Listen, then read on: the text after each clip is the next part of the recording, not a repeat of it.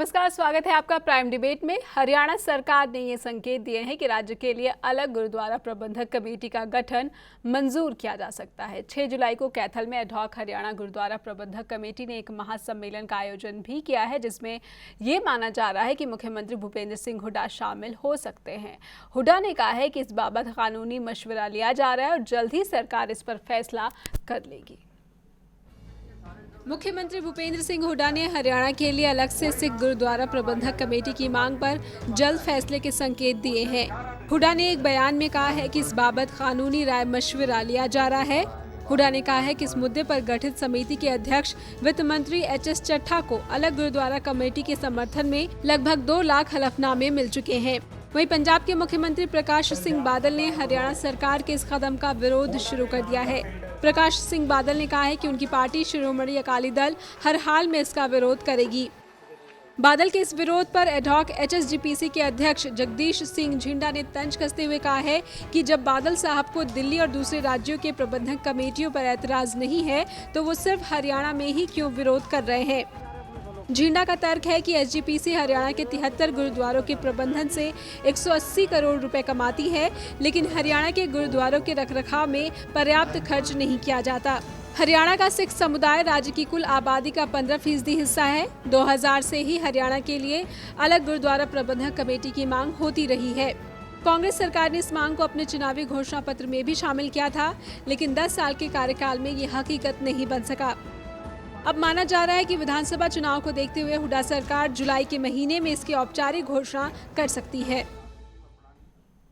तो क्या हरियाणा में अलग से गुरुद्वारा प्रबंधक कमेटी का गठन एक उचित कदम होगा और क्या इस कदम से हरियाणा के सिख समुदाय को सकारात्मक रूप से धार्मिक आज़ादी मिलेगी?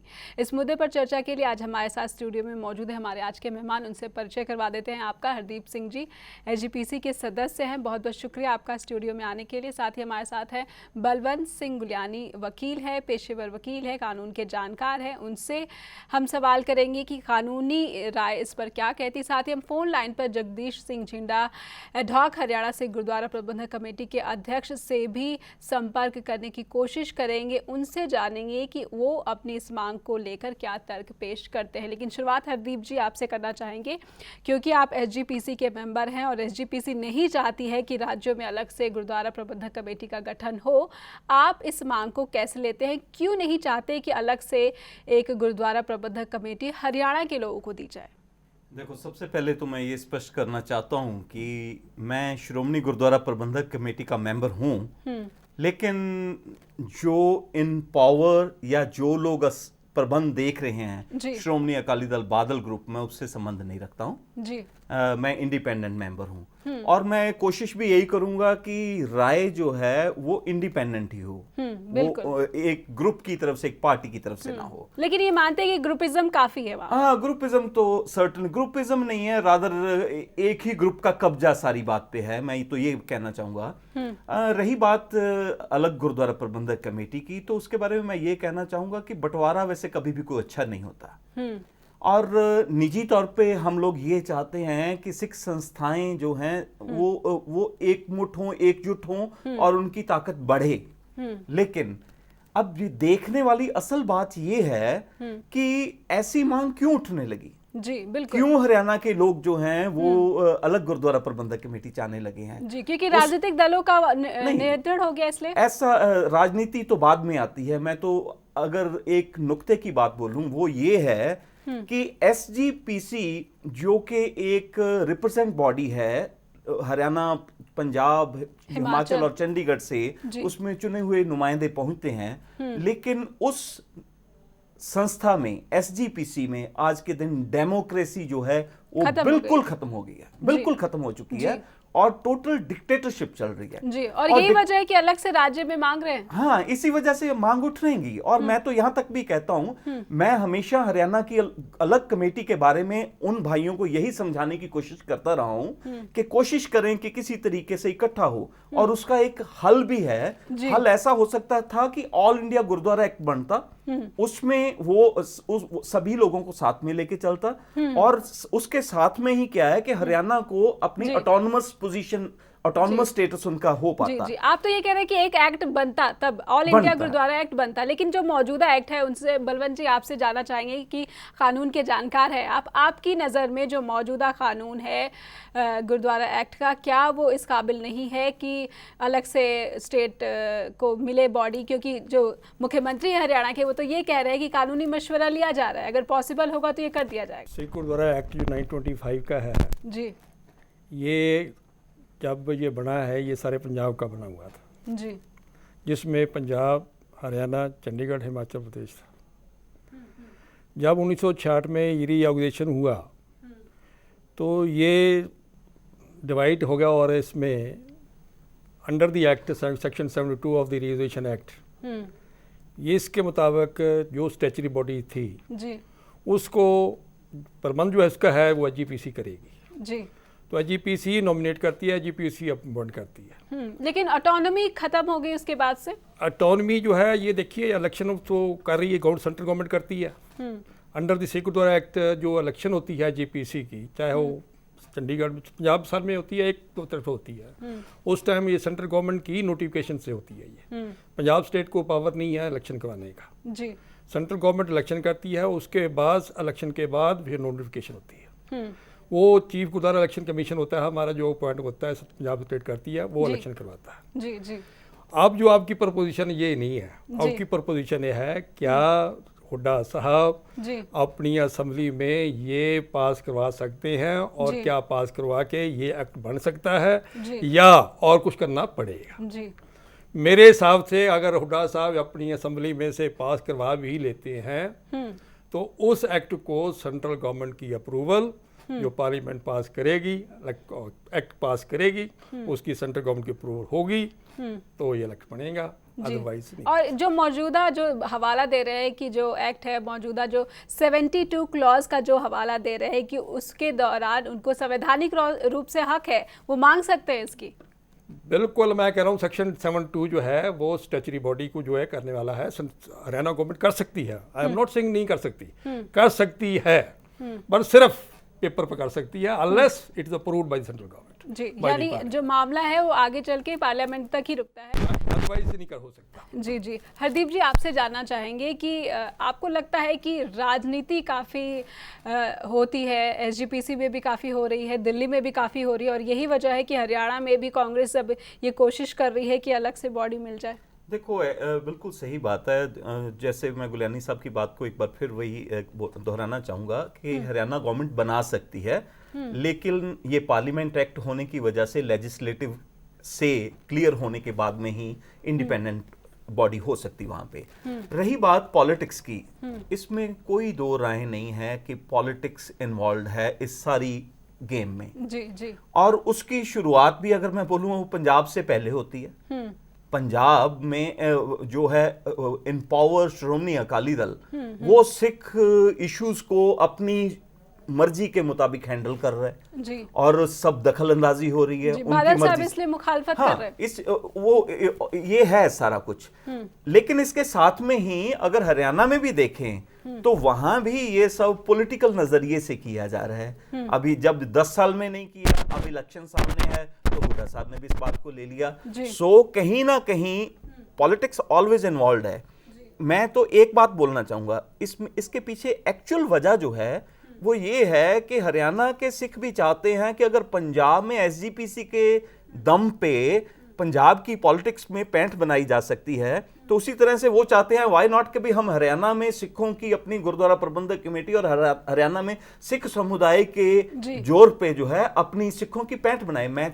हम समझते हैं, हर एक आम सिख भी समझता है कि ये उनकी पैंठ बने, उनकी जगह बने हरियाणा की पॉलिटिक्स में, इसमें कोई बुराई नहीं होना चाहिए। 15% आबादी है और काफी आबादी। लेकिन एक बड़ी बात है कि पंजाब में धर्म में राजनीति का हस्तक्षेप रहने की वजह से नतीजे बहुत बुरे निकले हैं। दिल्ली में राजनीति का जो है दखल अंदाजी रही है दिल्ली गुरुद्वारा प्रबंधक कमेटी के, उसमें भी कोई नतीजे अच्छे नहीं आ रहे। तो कोई इसी राजनीतिक वजह से कोई किसी तरह का भी कोई काम होना, उसमें नतीजे तो अच्छे आने वाले नहीं हैं। लेकिन सारा जो है ओनस है वो अकाली दल पे और प्रेजेंट एसजीपीसी पे आ जाता है कि क्यों ऐसे हालात पैदा हो रहे हैं, कि क्यों बंटवारे की बात हो रही है, क्यों अलग होने की बात हो रही है। और सिर्फ हरियाणा ही नहीं, और राजस्थान में भी मैं तो मांग ये हो रही बोल है। रहा हूं कि ये हरियाणा की बात बोल रहे हैं, मैं तो समझता हूं कि हर डिस्ट्रिक्ट अलग होना चाहिए, ऑटोनमस होना चाहिए। बिकॉज जैसे 170 मेंबर चुने हुए हैं,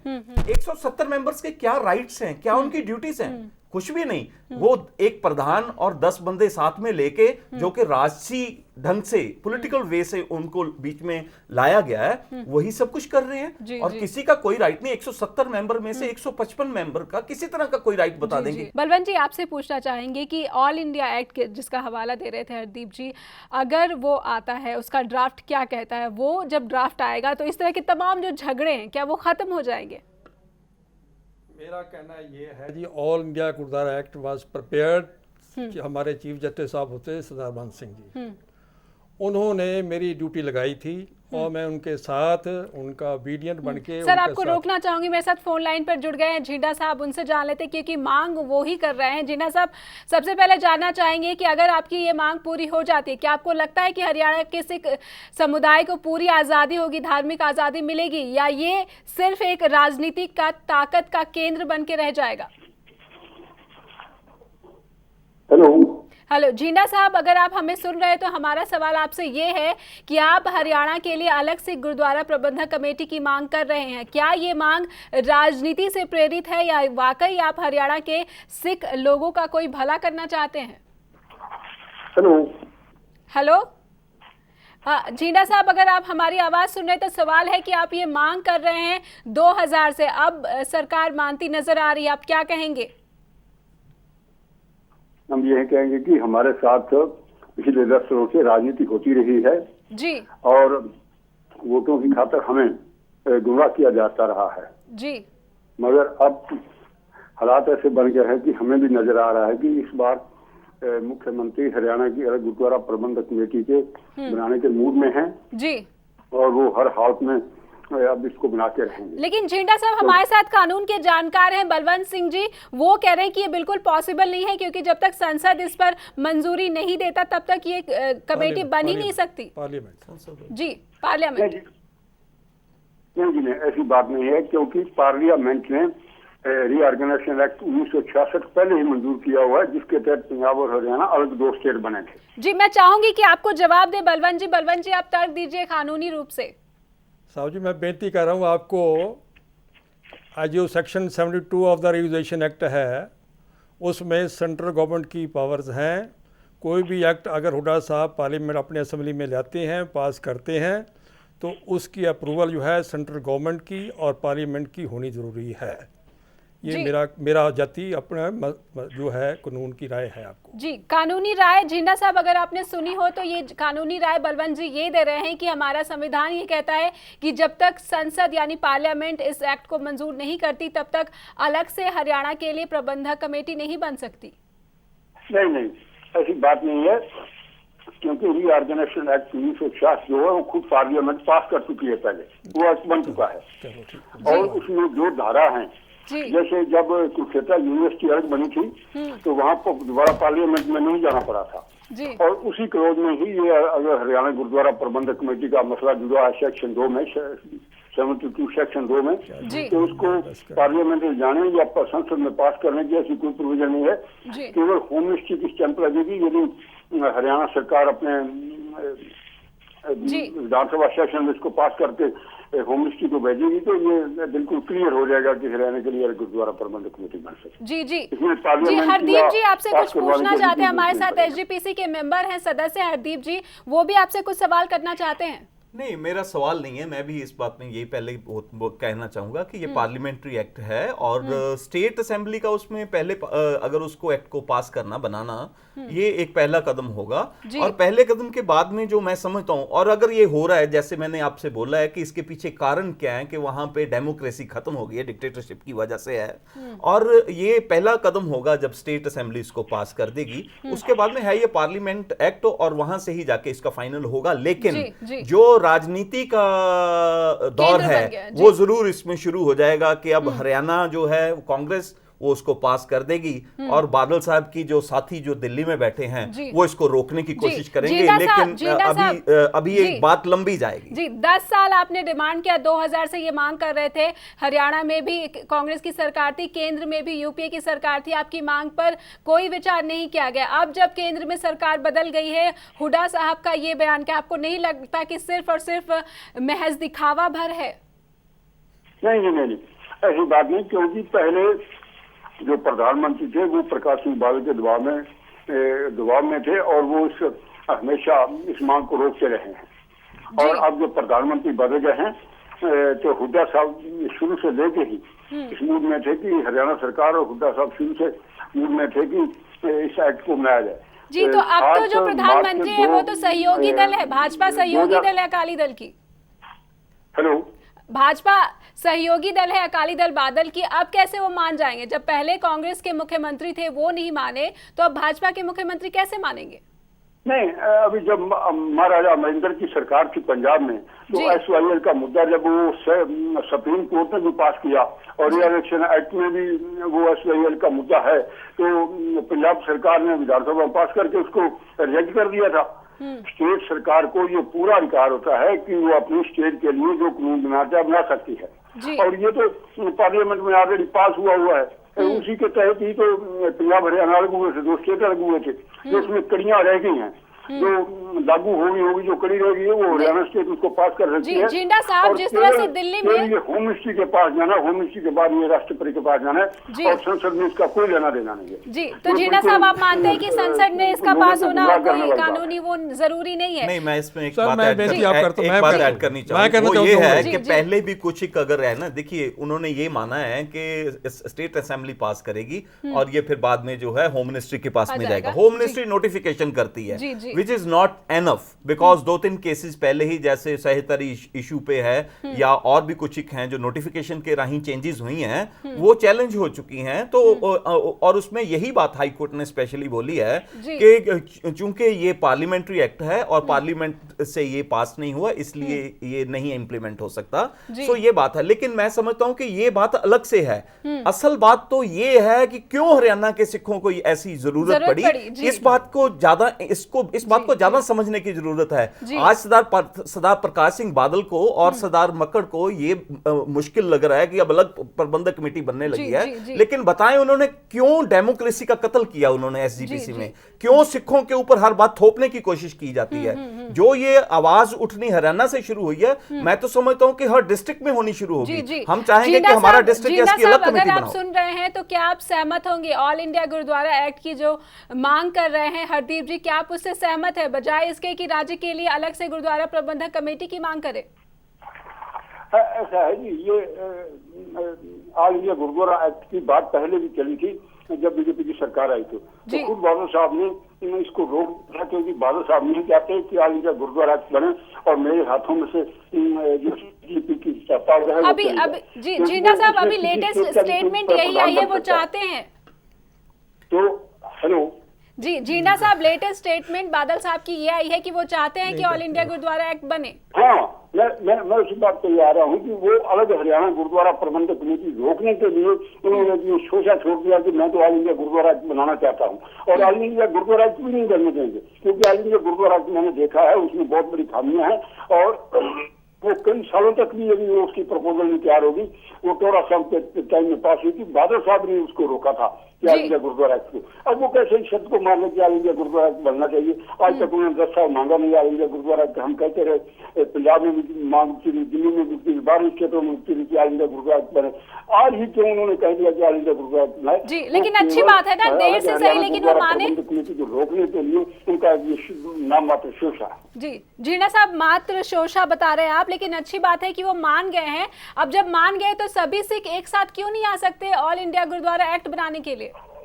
नहीं, तो जब ऑल इंडिया गुरुद्वारा एक्ट बनेगा, दिल्ली कमेटी भी टूटेगी और भी स्टेट कमेटी टूटेगी, तो फिर हमारे हरियाणा गुरुद्वारा प्रबंधक कमेटी टूट जाएगी, श्रोमणी कमेटी भी टूटेगी, तो हमें क्या एतराज होगा? जी, आज हमारे यदि साथ सरकार हमारे साथ बनाना बलवंत चाहती जी है, जो कि 5 कानून के साल लगे, 10 साल लगे, 2 साल लगे, जी। उस टाइम तक हरियाणा गुरुद्वारा प्रबंधक कमेटी अपना काम करेगी। जी। और उसके बाद बादल साहब अपना ऑल इंडिया गुरुद्वारा बना देंगे, तो ऑल इंडिया गुरुद्वारा के अंदर नीचे अपने आप ही कमेटी के साथ चली जाएंगी। जी, जिंडा साहब हमारे साथ कानून के जानकार हैं, हेलो। बलवंत जी, उनसे जान लेते हैं कि ऑल इंडिया गुरुद्वारा एक्ट का जो ड्राफ्ट है वो क्या कहता है, ये धार्मिक आजादी देगा देश के सभी सिखों को। जी, मैं आपको ये साफ बता देता हूँ कि 10 साल 12 साल पहले हमारे चीफ जस्टिस साहब हरबंस सिंह जी ने खुद ऑल इंडिया से गुरुद्वारा तैयार किया था, जी, इनके कहने पर, अकाली दल के कहने पर। जी, जब ये तैयार हो गया, ड्राफ्ट तैयार हो गया, तो इन्होंने हुंगारा नहीं भरा, जी, इन्होंने ही कह दिया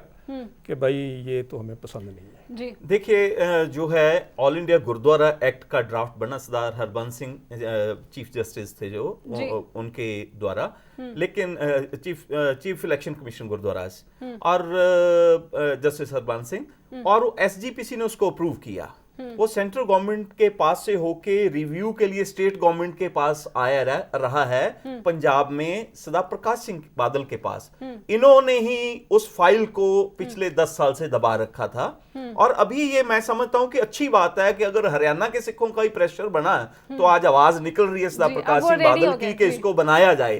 लेकिन मैं एक बात जरूर कहूं, मैं जिंदा साहब की बात से ब्रीफ में कि उसमें मैं बोलना चाहूंगा कि जिंदा साहब की बात से मैं सहमत हूं कि उसमें कई ऐसी कमियां हैं। वैसे तो कानून के नीचे धर्म का आना ही पहली बेसिक गलती है, लेकिन गिवन सर्कमस्टांसिस में और कोई उसका हल नहीं है। लेकिन ऑल इंडिया गुरुद्वारा एक्ट में भी मौजूदा समय के हिसाब से कुछ एक और चेंजेस रिक्वायर्ड है उस ड्राफ्ट में करके ऑल इंडिया गुरुद्वारा एक्ट बने और सबको अपनी ऑटोनोमस पोजीशन पता लगे। अगर जो लोग मेंबर चुने हुए हैं उनका जो है समय कम है, रोकना पड़ेगा। बहुत बहुत शुक्रिया, बहुत माफी चाहूंगी, आप समय की कमी की वजह से मुझे रोकना पड़ रहा है, लेकिन बहुत बहुत शुक्रिया मेरे मेहमान का।